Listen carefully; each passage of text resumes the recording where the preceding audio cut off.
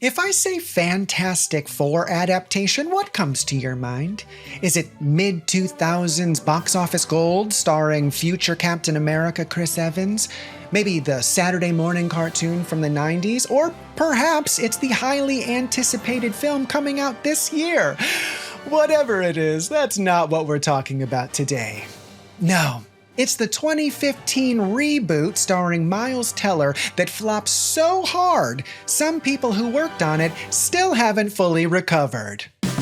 Josh Trank, who is currently working on Fantastic Four. Talk about that. I mean, this is a property that is beloved. This is a genre that is in a good stead right now. Everything I've heard from what Trank is doing on the Fantastic Four is fantastic. If they just realize we cannot make this work, then eventually the rights are going to lapse back to Marvel.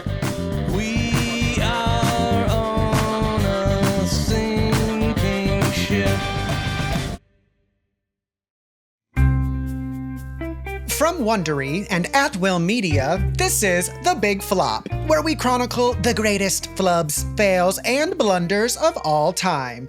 I'm your host, Misha Brown, social media superstar whose only superpower is talking shit on the internet, at your bestie Misha. And on our show today, we have the hosts of the movie recap podcast, Unspooled. It's Amy Nicholson and Paul Scheer. Welcome to the show. What's up? I am so excited to be here. Oh my gosh, I'm so excited. Since you two are the professionals, what makes a good comic book film? Well, this is like a good question because I think this is where Amy and I have our biggest disagreements. Ooh. I am a fan of popcorn movies, and so is Amy, but also and especially superhero films. I've written Marvel comics, I've written DC comics. We're essentially getting storyboards to a great film, and some people embrace and plus up, and other people go, let's start from scratch. And to me, the start from scratch, and not to, spoiler alert, that's what I feel like happens here in this movie, really sets us off on a bad direction. I mean, I don't disagree with what Paul is saying about adaptations. Part of my cynicism with superhero movies is I am the person who is actually forced to see all of them. Y'all get to pick and choose. Y'all get to be like, I heard that's good. I'll prioritize that. I had to see all of them, and then I had to write about them, and then I had to get yelled at on the internet by fanboys who controlled culture back in 2015. I am scarred from the superhero wars. I bet. Well, hopefully we can mend some of those wounds today on today's episode. We can all be in agreement that this one might not have been the best one. Well, our story today is about 2015's Fantastic Four reboot, a movie that had everything going for it. A big budget, a cool cast, a fan base, and an audience craving superhero content. So what went wrong? Maybe it has something to do with what seems to me to be a paranoid young director who has everything on the line. That energy can't be great for set, right? So our hotshot director is Josh Trank, a 27-year-old filmmaker born and raised in LA. Let's take a look at photo. He's got good bone structure. He's got good bone structure. There's a little like Joaquin Phoenix in Gladiator there. Trank, he's always felt like an outcast. Even though his father was an Oscar-winning documentarian, he never really fit in. When his parents divorced, his mom enrolled him into a Beverly Hills school, and the two of them lived in a small apartment while everyone else he knew lived in these palatial homes straight out of Architectural Digest. So naturally, he was bullied for being less well off than the rest of the kids. That's real. That's relatable. I get that. Yeah, it's totally relatable. Someone you can root for. So he sought refuge in movies and became a fan of dark cyberpunk anime. And to quote Trank, I've always had a feeling in anything that I've ever done in any stage of my life as a post-18-year-old that I'm in hell, but I'm crawling out of it. I'm always on a path crawling toward the light. Dark statement right out of the gate. Probably the biggest problem with this movie, just looking at it plainly, is it's too dark. It's too dark in multiple ways, visually and emotionally. Absolutely. So in high school is where he learned to shoot and edit film at the local public access TV station. And in college, he decided to borrow a camera with his friends and shot a Star Wars parody called Stabbing at Leia's, where a college party goes terribly wrong. In fact, let's watch it. That motherfucker is coming over here, dude, because my boy is friends with his boy. Yeah. Power down. Power it down. Power it the fuck down. Back away from the window right now. It's a very first-person party video. It seems like everything's going normal, and we see this, this lightsaber attack, and I feel like I get it. Perfect. Give that guy something to do. I am a massive fan of really, really, really well done found footage movies. Like, I'm one of the largest Blair Witch fans you might ever meet. I think that's fantastic. I think it's hard to get found footage right. I think you can really tell when somebody's being phony. And that was good. He said it cost him $80 to make since he did all of the effects himself. And it went viral on YouTube. So it did encourage him to pursue this as a career, He's film. like that guy who went viral for playing with a lightsaber, except with tons of talent. You remember that guy? The lightsaber guy? Yeah. Yeah. So even though Trank's childhood was rough, he made a few important connections, notably Max Landis, an up-and-coming screenwriter. And together, that's where they created the 2012 film Chronicle, which we love so much, which Trank directed. And Landis and Trank have conflicting stories about who wrote what. Who would have guessed? I know. And according to some reports, Trank's friend Jeremy Slater helped write the script as well. But regardless, Trank steps into the director role, and Chronicle is on track to be his breakout debut film. I saw this movie. I was really excited because Dane DeHaan is one of the breakout actors from that. And I hung out with him a bunch in New York when he was trying to do that. I was very Team DeHaan. I was very, I even saw his Metallica movie. Do you remember when he made like an experimental long form Metallica movie? Yeah, he's done crazy things. Yeah, I was like, we have a new Leo. We have a new Leo. I would love a new Leo now that like that Leo had gone all strange and serious. So for those of you who have not seen Chronicle follows a group of high school friends who come across a mysterious object that gives them all telekinetic powers. It's distributed by 20th Century Fox. It's shot in this found footage style. It's like a video diary. I think it really worked, and it was a shame we never got more of the Chronicle films. But he also, brought out a bunch of really great actors in that as well. That was a movie where Michael B. Jordan, I think, really popped in that. So he had this track record, I think, where you're looking at it, you're like, this could be the guy who could actually make a great superhero movie. Well, track record, I think, is a bit of a big statement. He had a film. And I want to put this into perspective because I'll just say this at the top. I come into this story with actually a lot of empathy for Josh Trank. I don't know him at all. Cheekbones, great. We've just discussed that. Awesome. Good eyebrows. But the world that he was walking into here is wild. He makes Chronicle. And he becomes, at 27, the youngest director of a #1 at the box office ever, a year before Steven Spielberg even had broken through with Jaws. It breaks you. It broke M. Night Shyamalan. That said, I'm going to put my tiny violin away because we're here to have fun. So let's have fun. Let's get into it. No, I love it. Now, even before the premiere, the buzz around Chronicle was insane. At the same time, Fox is looking to make some big moves. They already own the rights to X-Men, Deadpool, and Fantastic Four, and they want to go the Marvel route. I mean, everyone wants to have their own MCU. So by 2012, when Chronicle is released, Marvel has made $2 billion at the box office from films like Iron Man and The Avengers. But everyone also wants their own version of the Nolan Batman trilogy, which is way grittier than MCU and earns over $1 billion at the box office. So Fox honchos, including its president, Emma Watts, decide to split the difference. They plan to have the Fantastic Four cross paths with Deadpool and then get pitted against the X-Men. It's gonna have all the fan service Marvel heads crave with just a touch of that Dark Knight grit.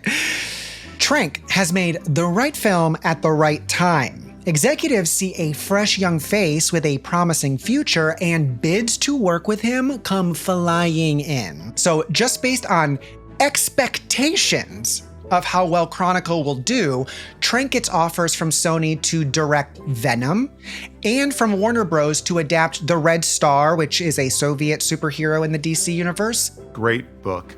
Yeah. He also gets an offer to direct Ready Player One twice, and he rejects all of them. to take on 20th Century Fox's Fantastic Four reboot a month before Chronicle premieres. People Who Say No is a superpower on its own, especially like having this background that you said of like being the poor kid who grew up in the rich neighborhood.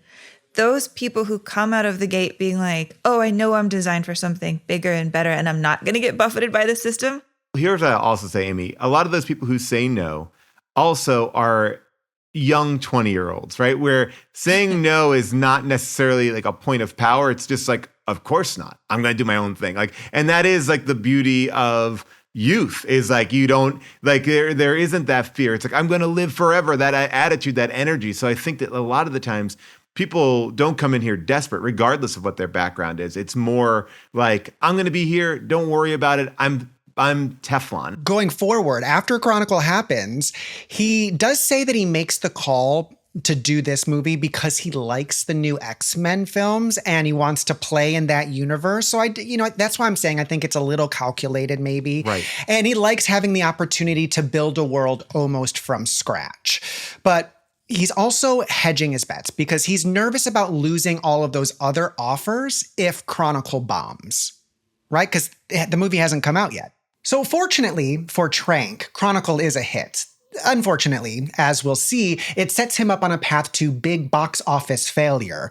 At 27, Trank becomes, like Amy was saying, the youngest director since Steven freaking Spielberg to have a movie open at number 1. What's your opinion? Do you think that he made the right choice by signing on to like F4 with Fox for his second film? Well, it's tough. Like the thing that pops out to me is out of all the things he's being offered, that's the one that sounds the most like Chronicle.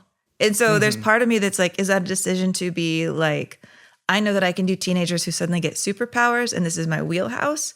Or is he making that decision, I guess, out of fear or comfort? I think it can go either way. You see somebody like James Gunn, who comes from these smaller budgeted films and then gets a chance to do Guardians of the Galaxy, a big, giant Marvel film with characters that have yet to be introduced to the screen. We all know Guardians of the Galaxy now, but back then we did not, right?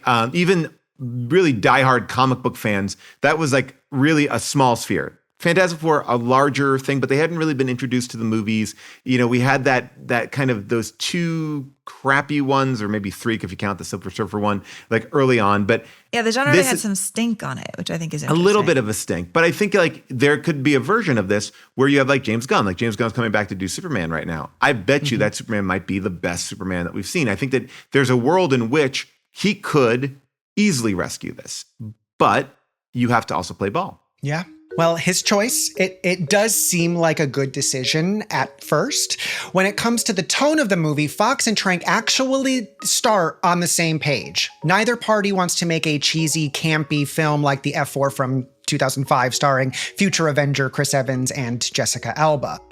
Now, the source material for this new movie isn't the campy 90s cartoon or the 1960s comic. It's going to be darker, a more modern run called Ultimate Fantastic Four from the mid-aughts. Now, these are written by Mark Millar, who also wrote the Avengers comics that inspired the MCU. And Mark Millar also, is behind Wanted, right? And The Kingsman, right? This is a guy who really redefined or put his own flag in the comic book space as doing like a more of a gritty, cool adult version. Like if you grew up with these books, you look to Mark Millar and be like, oh my gosh, he's really doing this in a cool way. His books are great. But the twist, which we alluded to, was that Josh Trank hasn't read them. So actually, he's not a huge Fantastic Four guy at all. Everything he knows about F4 comes from watching a few episodes of the cartoon from his childhood. Now, can I also bring one thing to the light? And you might be talking about this in a second. I also just want to call out that this is a desperation play also on Fox's part, because Fox is about to lose the rights to the Fantastic Four, right? So they need to make it. Absolutely. For Trank, who is assigned to this either way, besides doing the bare minimum of reading and research, I guess, like what would be the solution to catching up to the world of Fantastic Four? Well, you read the books, right? It's not that hard. It's pretty easy. It's right there. It's not. You don't even have to go to the Library of Congress. You could get it. They're right. It's 2015, people. We could get this on an iPad at that point. Well, he thinks there's an easier solution than having to read anything. Fox hires Mark Millar as a consultant. So disaster. Oh boy, here we go. Now, the core of the problem is that Trank wants to push the envelope without really opening the envelope and seeing what's inside in the first place. His vision of Fantastic Four is Cronenberg-esque. For anyone who hasn't been scarred by David Cronenberg's films, that means he wants to lean into the psychological horror of having your body transformed into a twisted shadow of your former self. Fun. Oh, yeah. There's a lot of body horror in this in a weird way. You're like, oh, okay, got it. All right, interesting. I mean, I think you kind of need it to be like, why isn't this awesome? Right? Because the idea is these kids get crazy superpowers and they're like, oh no, how do we get rid of it? And that is the core of what makes a great comic book movie, right, Amy? Oh, God, why me? Not cool. This is why Trank thinks it's bad. He also wants to infuse the film with political commentary, criticizing the military, who essentially kidnap the Fantastic Four and train them to become super soldiers. Okay. I mean, I'm okay with that when the Avengers is like, hey, military, can we borrow your planes? And then just say like, good move. Keep doing what you're doing. Yeah. I mean, his movie even paints Dr. Doom as a disgruntled Marxist type who gives up on humanity. Relatable. There is something about it where it's like, right, you start adding so many elements to it, it stops being the thing that people want to see. And I think at this point, yes, Batman is dark, but it still pays off on what Batman is. Fantastic Four has been light. There has been these elements. They're fighting mole men and all this sort of stuff. There is something here. It's a harder lift to make this dark. For the record, Trank's Fantastic Four, although dark and depressing, theoretically sets up a lighter sequel. Quote, the end of the Fantastic Four was going to very organically set up the adventure and the weirdness and the fun. But the first movie was going to basically be the filmic version of how I saw myself all the time. The metaphor of these characters crawling out of hell. Boo. Boo is what I say to this. You can't plan for the sequel. Like that's the worst thing. I feel like we see this all the time. People are like, well, but wait, we had to do it. We had to lay it out first before you could see the good stuff. It's like, no. Give us the good stuff, then you can go make your sequel. But this is an idea that I see so many times. Like, we're not going to show you the cool stuff now. It's like, why not? Why not? Trank, nonetheless, thinks his vision is solid, and he's already planned every single shot of the movie. And everyone, including the studio and the internet, is excited for this raw new spin on a classic. Now, for context, it's 2012. Things are going well in America. The Great Recession is ending. Conservative tech billionaires are just still progressive coded millionaires. Collective trauma relative to the following 13 years is at an all-time low. So Cronenberg-esque makes some sort of sense. Now, and honestly, the theoretical tone of the movie isn't the problem. Again, The Dark Knight is bleak, and it's good. As most retrospectives put it, Trank is just extremely desperate to prove himself, and some people find it to be a bit of a bummer. And even though Trank has talent, he is so inexperienced that he just assumes Fantastic Four will be just like Chronicle, but with a 9-figure budget. So how do you think he handles himself when he figures out the difference between an indie film and a studio one? With incredible grace. You know, I have to say, it's going to, he's really going to learn his lesson and really compromise is going to be the key word of this. No. Of course, he rejects it immediately. According to reports, even in pre-production, he rejects almost every idea from Fox studio execs and production designers. Well, yeah, he's the youngest director set before Spielberg to be number one. What do these guys know? They don't know nothing. Yeah, so he cops an attitude, which doesn't sit well with his bosses or the people below him, apparently. On the script front, the studio hires 2 experienced writers with some hits under their belts, but Trank disapproves of them. He wants Jeremy Slater, his friend who helped him punch up Chronicle, to write the script. Of course, the studio pushes back because in 2012, Slater has no major credits to his name. Now, of course, that does not mean that he's not talented. He's not good, but it's just unusual that he'd be getting this opportunity. But he worked on the movie made by the youngest director since Spielberg. I do think that movies are collaborative in nature. You have to have these good relationships. You have to respect people. You may have the final say, but you also have to surround yourself with smart people. Like, part of being a great director is delegating and knowing when to lean in and when to pull out. And it seems like he's leaning in on everything. You can be I'm going to surround myself with the smartest, best people so I will look good. Or you go, I'm going to try to do everything and inevitably you'll look bad. I alone can make Fantastic Four. Yeah, I think it's important to negotiate with yourself just as much as you negotiate with other people. Absolutely. Well, either way, eventually the studio does relent and they hire Slater to write the film. However, according to Slater, he and Trank also have a contentious relationship. There we go.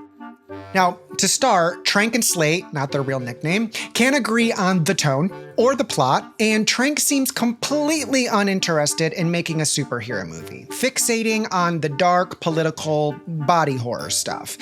Slater even tries to share some of his favorite comics with Trank so they can get in sync, but he just refuses to read them. Oh, no. Yes, Trank refuses to send anything Slater writes to the studio that he himself doesn't personally like, mostly stuff from the source comics. Trank also fails to relay back all of the notes to Slater. So maybe because he doesn't see like 95% of the feedback, Slater ends up writing 18 drafts of the script, totaling 2,000 pages. Oh, this breaks my heart. Yeah. So after 6 months, Slater gets so frustrated, he leaves, and the script is left unfinished. Now, this is a big red flag for studio execs because they're wondering, have we made a huge mistake? The answer is yes. Because to what Paul was saying, Fox has a use it or lose it clause with this franchise. If they don't release a Fantastic Four film every few years, the rights to that sweet, sweet intellectual property revert back to Marvel. Would be a huge loss. So Fox, they do what they have to do. They push production ahead, even without a finished story. Not that it's a good idea, but this apparently happens all the time in Hollywood. But Trank is not familiar with this kind of setup. No, but this is like how Warren Beatty keeps the rights for Dick Tracy. Like he just every so often he does a Zoom where he's like, hey, I'm Dick Tracy. I don't know, I'm not wearing a costume, but I'm Dick Tracy. They should have just done a Zoom version of Fantastic Four. Yeah, so it dawns on Trank that he might have made a really big mistake, and he starts thinking that all the experts around him don't really respect his vision.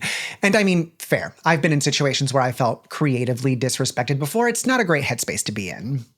Right, but if you can't articulate your vision or have a script for your vision or have any of the parts of your vision, what vision are you asking people to believe in? Well, and this is the problem. I think, there is a maturity to all of this sort of stuff. And it's hard. It's a hard fought lesson to feel like people are actually looking out for you. We talk about maturity, and I don't necessarily think maturity always has to even do with age. I think it has to do with life experience.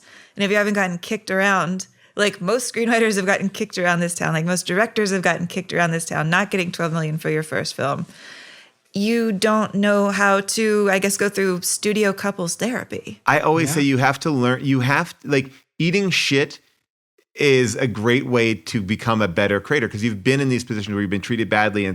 And I think that a lot of people who just pop like this, Josh Trank, he just popped. He didn't understand what the system was. No one's going to sit there and tell you unless you have a mentor, but you have to trust that mentor. And it seems like he's not trusting anybody. With Slater gone, Fox brings in their own writers. They just need the script in good enough shape to start filming. But to actually do that, they need good actors and quick. So we've got some big roles to cast, right? There's Reed Richards, aka Mr. Fantastic, the stretchy one. Yes. There's Sue Storm, aka the Invisible Woman.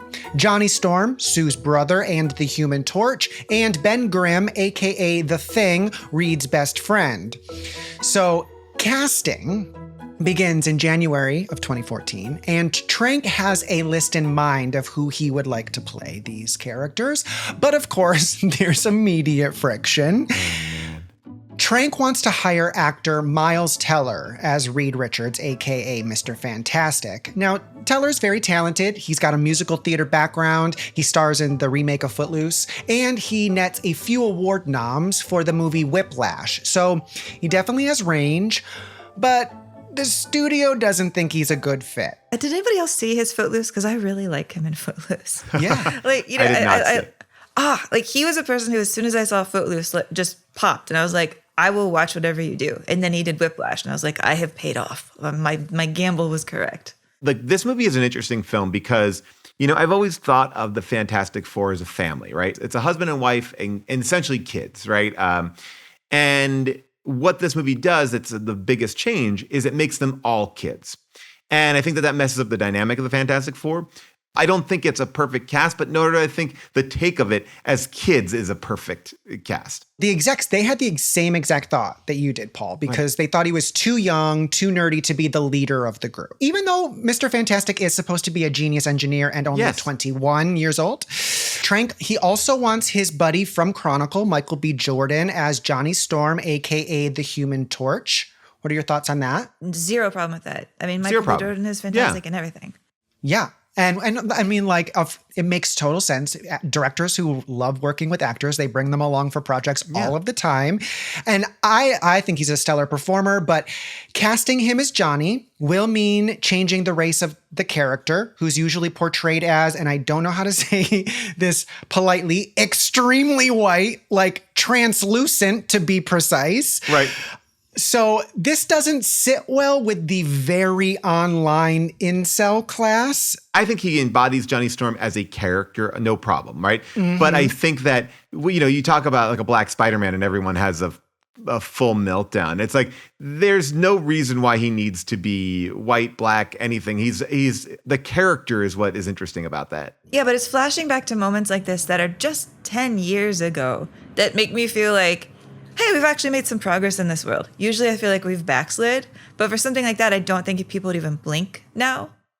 I don't know. Little Mermaid caused quite a stir. I guess maybe I just travel in rarefied circles. Sorry, guys. Oh, maybe I just got off Twitter. That's what I did. I got off Twitter years ago. Got off of that, garbage. We're over woke, right? I heard it's done. I heard it was canceled. Woke is canceled. So I shouldn't even worry about it anymore. But back then, 2012, let's just say the internet, they overreacted. But since Johnny is Sue Storm's, aka Invisible Woman's brother, and their father, Franklin Storm, is going to be the fifth lead of the movie, that means now half of the characters need to be black. And all of a sudden, now the studio also wants to push back. So they're fine with Jordan as Johnny, and they hire Reg E. Cathy, who's best known for his work on The Wire as Mr. Franklin Storm. And by the way, let me just tell you, if I'm going to give an MVP to this movie, Reggie Cathy is the person I'm giving an MVP to. I feel like every now and then you look at one person, you're like, that person held this all together. And I feel like Reggie Cathy is the reason why this movie works. He's the centerpiece. He really is. Yeah. Everything goes around him. Now, the solution for Sue, everyone's crush growing up, this role now goes to Kate Mara, that young journalist from Netflix's political drama House of Cards. So for anyone who's not familiar, Kate Mara is white and Michael B. Jordan is not. So how do you think they reconcile them being siblings in the movie? Well, you got to say it. Here it is. Yeah. Adoption, of course. Of course. Yes, Sue Storm in this movie is an orphan from Kosovo. A fun reference to the late 90s war? I don't know. Yikes. I like that she's the one that's adopted, at least. Yeah, that's true. That's true. Progress. Last but not least, Jamie Bell, the kid from Billy Elliot, is cast as Ben Grimm, a.k.a. The Thing, which I think I liked that. I think it's a good choice because his dance training will help him perform the motion capture sequences. So now that the casting is over, the movie starts shooting in May of 2014 in Baton Rouge, Louisiana, and principal photography will go till August. Okay. So any thoughts on why that might be a problem? Oh, it's just the most beautiful, wonderful, weather-wise time to be in Louisiana, isn't it? Yeah, the heat. Louisiana is one of the muggiest summer locations you can pick. Average temps of 90 degrees, humid AF. Not great for costumes, not makeup, or the poor crew that have to work in these conditions. Let's not forget them. I have shot in Shreveport. I've shot in Louisiana. It is a beast. Well, I bring this up because when are people most irritated? When they're hot. Yes. And Trank, as some have alleged, seems to have some control issues. So maybe this is a contributing factor? And he's an LA kid. He doesn't know hot. Right? He does not know humid. We do not know humid here. Temperate actors, unfortunately, may have become an easy target for him. Uh-oh. Yeah, he's said to take his frustrations out on one person in particular, Kate Mara, his only female lead. Of course, because it's easier to do that because he doesn't think that she's going to kick his ass. Yeah, basically. It's not clear if Trank still resents that he didn't get to cast a Black Sue Storm or if he just doesn't like Kate Mara herself. Either way, people say he bullies her. Mara stuffs her own feelings way, way down during filming and tries to do her best in a hostile environment, but she later calls the whole experience horrendous. Meanwhile, Miles Teller also has major issues with Trank.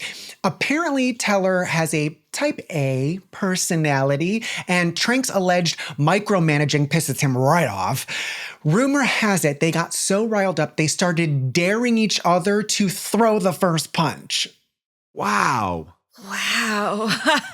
Trank later said this was just a, quote, moment of miscommunication. Yeah, my fist missed communicating with his jaw. But guys, This is 2015. We have to have these guys directing because women are too emotional. So Trank is sweating, and not just because he's in Baton Rouge. The script still isn't done, and Fox starts slashing the budget. Production troubles leak into the press, and Trank's name is dragged through the dirt. He's said to be erratic, reclusive, and irresponsible. He's accused of showing up to set high and drunk. He's blamed for $100,000 in property damage to the rental home Fox puts him up in, where he and his wife and 3 dogs are all staying together. Now, he has said, hey, my dogs weren't that big. I have 3 pugs and a Boston Terrier. There's no way they did $100,000 of damage. That's too many dogs. He does say that these are exaggerations, and some of them probably are. It's a Fantastic Four amount of dogs. Now, it is important to note that he was never accused of any actual crimes, just some allegations. Got it. Okay. Yeah, if being hostile on a set is a crime, Yeah. lock up everyone. So Trank only has one chance at this, but when Trank delivers his first cut of Fantastic Four, the studio is shockingly unimpressed.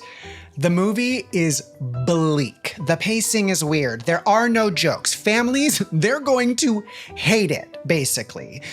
So Fox's president, Emma Watts, hires a new editor named Stephen Rifkins, who edited Avatar to make Trank's film less depressing. Now, Rifkins becomes the new de facto director because the final cut is basically on him. And almost everything Trank has shot, especially in the second half, gets left on the cutting room floor. So Fox's writers and Trank churn out some pages to try to fix the second half of the movie, and Trank's pages are ignored by the studio completely. It's hard to say if his writing would help or hurt the film, but you have to assume this would crank up his anxiety up to 11. Oh, yeah. So he's watching in horror as his precious work is being stripped of all integrity, and the rumors of him being difficult are spreading far and wide. The release date of the film is even pushed back, which is not a good signal to the outside world.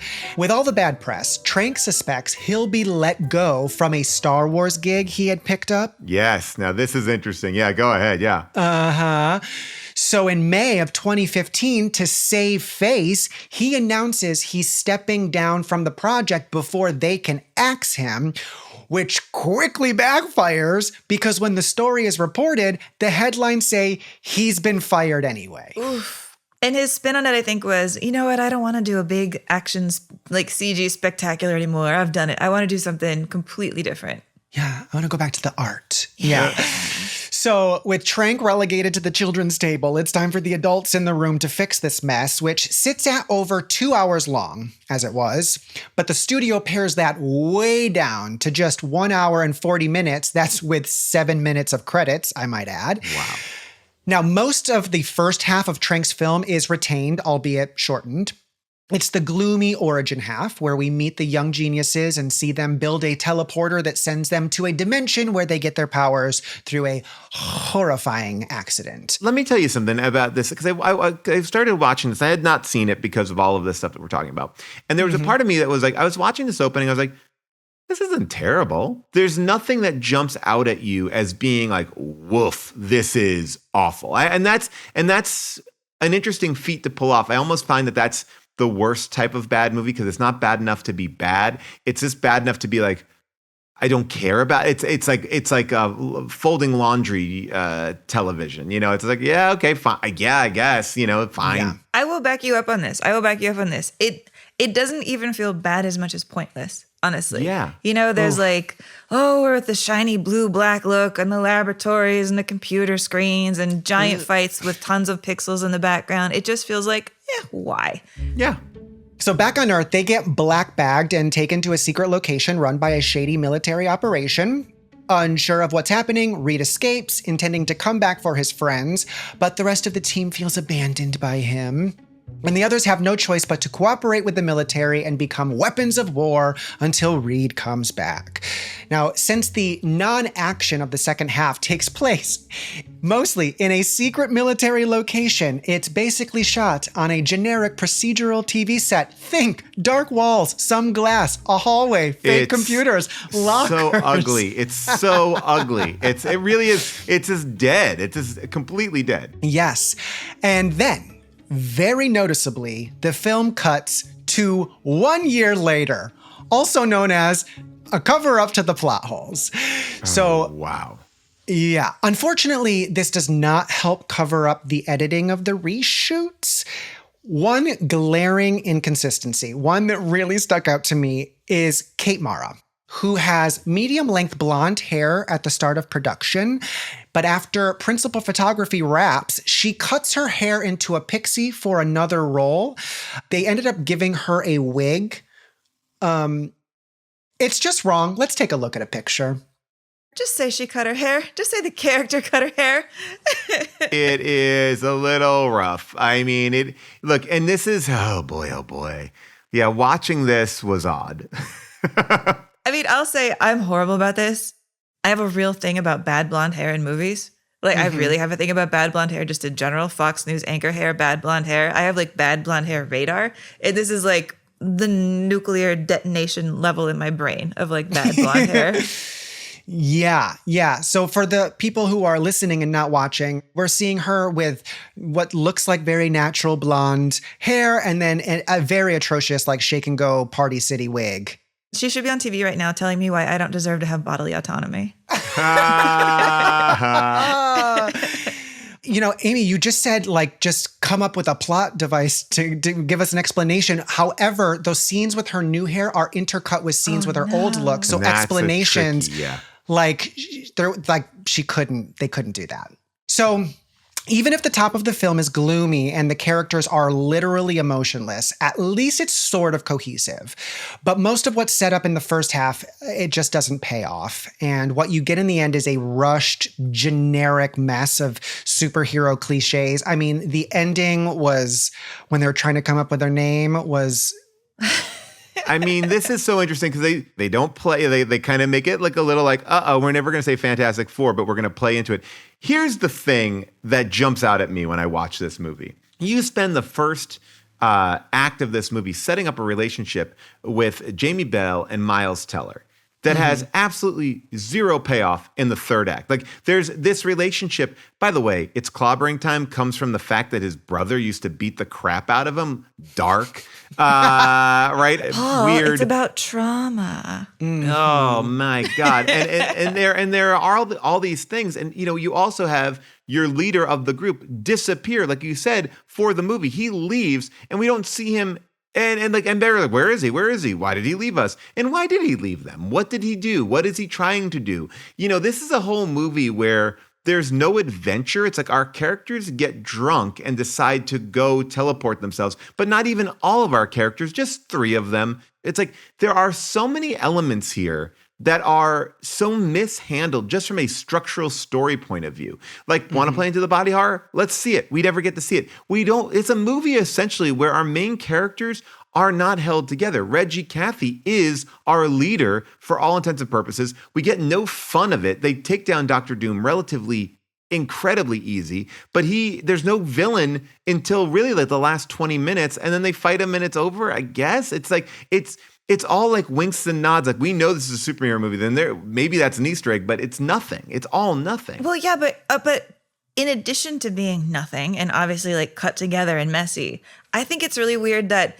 the giant nothingness of it actually becomes, I would say, a really fascinating metaphor for what happened to this movie. He is this parallel in this film that I find really compelling because at its core, this is a movie about like, hey, I'm a young, smart kid, Miles Teller, and here I am with all of these natural gifts and these old people, the military, the government want me, want my skills, want my genius, but then they question me at every turn, act like they know better, boss me around, and me and my buddies got to go get glory. Like that's what he made a movie about, and that it is what happens to him. And I find that fascinating, the inadvertent parallel of it all. As the release date approaches, Trank is frustrated with nowhere to turn, so he does what any disgruntled millennial might do. He goes online and fires off a defensive tweet. The night before the premiere, he writes, quote, "A year ago, I had a fantastic version of this, and it would have received great reviews. You'll probably never see it. That's reality, though." Now, he very quickly deletes the tweet, but some box office experts think that this little post cost 20th Century Fox $10 million in the first weekend alone. So great, now he's opened himself up to a lawsuit as well. Yeah, it cost him a career. And it did. His phone stops ringing, and nobody wants to work with him. To make things worse, Trank, according to his own words, becomes a bit of a shut-in, too embarrassed to show his face around the industry. Now, I just want to know, it's hard to separate what's true and what's fake when it comes to Trank's reputation as the director. I mean, signs point to him actually being difficult, and he clearly makes a scene when cornered, not a great look. But there's no real way to prove either perspective definitively. But I'll say this, where there's smoke, there's usually some fire. The movie obviously bombs. It has one of the lowest opening weekends of all time for a big budget superhero film. It nets only $25 million in its first weekend, which is half of the projected $40 million the studio was hoping for. And you have to think half of that is curiosity people. People want to see the train wreck. And then be like, it's not even a train wreck. It's just boring. It's just boring. Yeah. So against a budget of $155 million, it makes $167 worldwide, not counting marketing. Wow. So not great. In November of that year, a planned sequel is scrubbed from the studio's docket, and Josh Trank vows to never make another superhero movie again, not even Chronicle 2. And Hollywood's like, you got it. We're not going to call. Yeah. So let's do a little Where Are They Now? The Rotten Tomatoes score for Fantastic Four still sits at a dismal 9%. Thankfully, all of the actors have gone on to do some seriously good work, even in superhero films. Kate Mara and Jamie Bell have steady work, but more importantly, they fell in love. They tied the knot in 2017, 2 years after they met on the set of Fantastic Four. It's just like Bennifer, except they're still together. And more importantly, went to my kids' preschool, and I saw them every morning at drop-off as we hung out with our kids, dropping off our kids in the morning. So cute. Fox was purchased by Disney in 2019, and the rights to Fantastic Four, as well as a few other properties like Deadpool. They're now owned by the same company that owns Marvel. Therefore, everyone's now a part of one big corporate family. There's the family we were looking for it. There it is. After 5 years in director's jail, a divorce, and some therapy, Josh Trank finally scraped together resources to release another movie, Capone, formerly known as Fonzo. Unfortunately, with a budget of over $20 million, it only made about $3 million, including rentals. And it hit similar complaints too, I believe, right? It's like it was not well received. There's a lot of hubbub about it. Yeah. If you want to keep up with Trank, he's not on any social media except Letterboxd, so you can read his reviews if you're curious. Love that. So here on The Big Flop, we try to be positive people and end on a high. So are there any silver linings that you can think about, that you can come up with for the Fantastic Four film? I will say it at least, I think, made people picture Michael B. Jordan being a movie star-sized movie star. I think what this does is serve as a clarion call to all writers and directors. When you have that blank check to make your second project, make it the way that you want to make it. See, fly on your own merit. Don't get locked up into somebody else's thing. But I will also say, tip the hat to the casting director. Like Amy said, this is a great win for a casting director across the board. Absolutely. Well, now that you both know about the 2015 reboot of Fantastic Four, would you consider this a baby flop, a big flop, or a mega flop? Oh, I'll go with big flop. And the big flop is just because I think the blowback of it really just landed on Josh Trank. Yeah. I agree. I think that, we have a big flop definitely because this is a movie that Fox has been known for putting out slightly inferior superhero films. So in the grand scheme of things, what this movie really dealt with was a great casting. Everyone was, ooh, this is going to be good. This is a kind of cool idea. And then it just went away. And while Venom is a lot more fun, I wouldn't say quality-wise Venom is like blowing this out of the water. I think that the only really great Sony films in the Marvel universe are the Spider-Verse films. Venom 2 is good. Look, by the way, I'm not against the Venom franchise. Venom is a weird Tom Hardy like art project, which I'm down with. Well, thank you so much to our guests, Paul Scheer and Amy Nicholson, for joining us here on The Big Flop. And of course, thanks to all of you for listening and watching. If you're enjoying the show, please leave us a rating and review. For the next 2 weeks, we'll be bringing you our favorite episodes from the archive before we return with a brand new season of The Big Flop. Bye. Bye-bye.